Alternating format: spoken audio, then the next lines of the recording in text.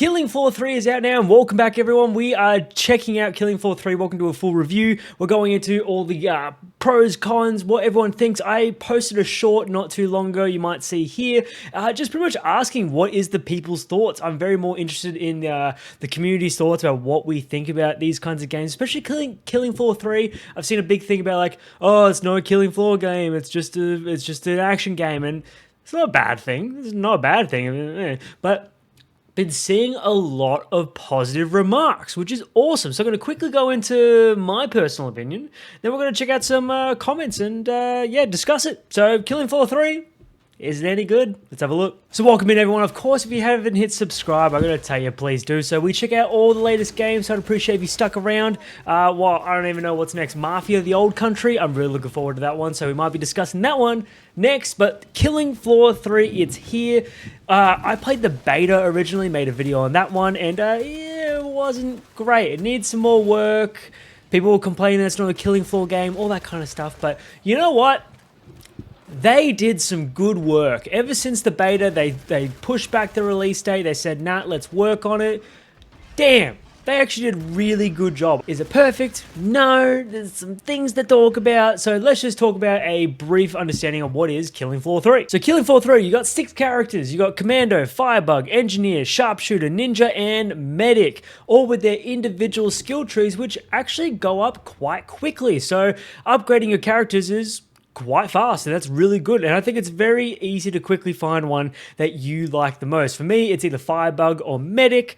For everyone else, I see a lot of Engineers, so fair enough, he's got some good abilities, but it's really good to be nice and quick of leveling up your characters, along with 8 maps with different objectives that are normally like, hey, go kill this, go find that, or go stand by this. It's pretty simple stuff. There's nothing too crazy going on, and maybe that is a negative, that it's all overly simplistic, especially with the weapons, because each class gets about 5 different weapons with different variances that don't really mean that much. Personally, I would have loved to have seen a bit of Call of Duty customization. I know that sounds bad, I said Call of Duty, but anyway, a bit of customization, the fact of adding certain attachments and doing very personal customizations of how you want your weapon to be.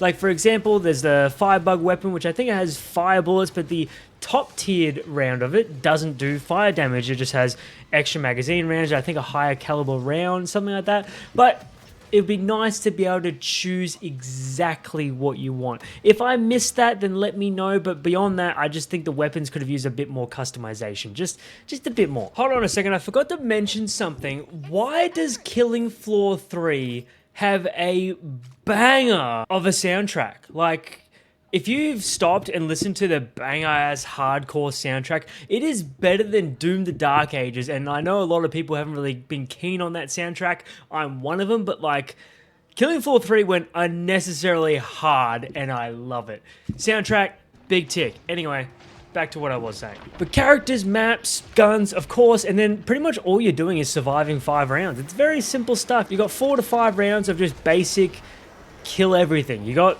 close to 60 to 80 enemies in solo. If you have a group of 6, you can go up to about 300 enemies per round, which is really cool.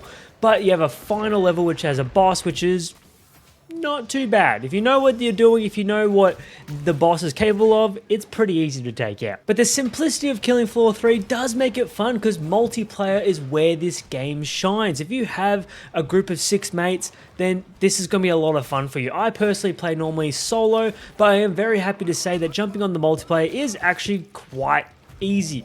I found games were really easy to find.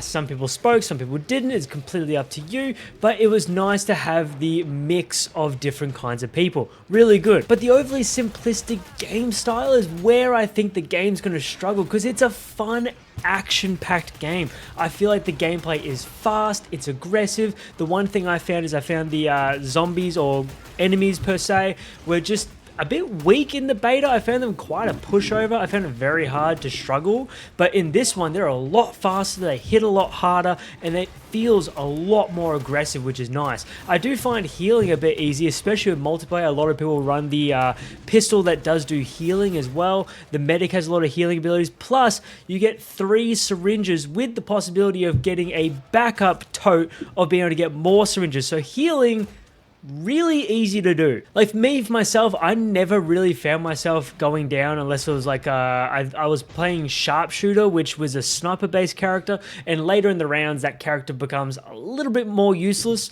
So I did find myself getting knocked a lot more often then, but healing was really easy. I still thought the game was a bit too easy. I jumped into a multiplayer game in Expert, so the final round had 3 bosses, which was really cool, but once again, it just felt easy. I don't know what it is, but maybe there's a higher difficulty that, because I didn't select the difficulty on that game, maybe it wasn't the highest, but a bit of difficulty transaction would definitely be a lot better. But that leads into the live service element. Being able to change the difficulty and all that kind of stuff is just, it's all the live service stuff. So there's daily, weekly, and all those kinds of objectives. And if you like that kind of stuff, hey, you might really enjoy this, because the customization stuff, it's not bad. It's pretty good looking. You don't need it, and that's where microtransactions and the supply pass come in. You don't need this stuff. It's all customizations, which to me is the perfect way to do it. If you want your characters to look a bit more shiny, if you want some cool cosmetics, that's definitely where supply passes and microtransactions come in. When you have to buy something, for example, when some multiplayer shooters, not naming names, require you to pay for a new character that's already accessible, you just have to pay for it. That's some BS. I think Marvel Rivals does that. I'm not sure. I am naming names, but I don't care. At the end of the day, microtransactions are meant to be optional, and that's exactly what they are here. At the end of the day, killing Floor 3 is a lot of fun. It just is. Not to mention the one thing, which is the price tag. This game costs 59 Australian dollars. I believe that's about a $40 game for you US folks. That's a cheap game. That is a cheap, easily accessible game, which also has a roadmap of content for the years to come. So by all means, it is worth its monetary value. You will get the fun out of this, especially if you jump in with mates. Is it worth it as a solo player? Maybe not. Maybe not if you enjoy Killing Floor, maybe, but me personally, not having a lot of people that play multiplayer, then Killing Floor 3 isn't exactly worth it to me. I jumped in, I enjoyed the weekend of playing it. Will I get back on it maybe 2 weeks from now? Probably not. I probably would have forgotten about it and would have been playing something else. But for you people that love these kinds of games, you love jumping back on, going for the grind, making your character stronger, unlocking all those skill trees like I mentioned, then Killing Floor 3 is going to be one hell of a good time. And I love that. I love that, especially because they pushed it back with the beta. They decided to take some time, push the release date, and I love it when companies do that and it works. Love that for TripWire Interactive. Love that. Once again, it's an action-packed, fast-paced, mission-based kind of game.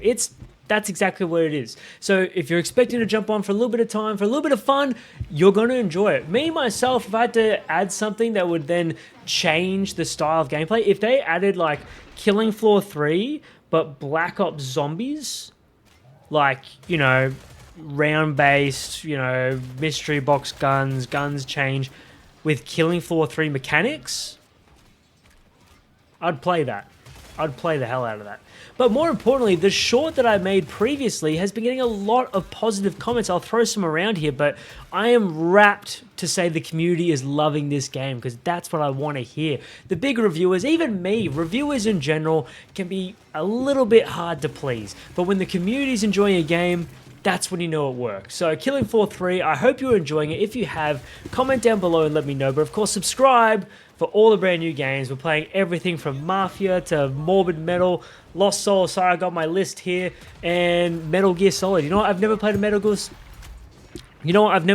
Gear Solid game, and now's the time to try. So by all means, hit that subscribe button. I love you as always. I'll see you in the next one. See you later. Bye.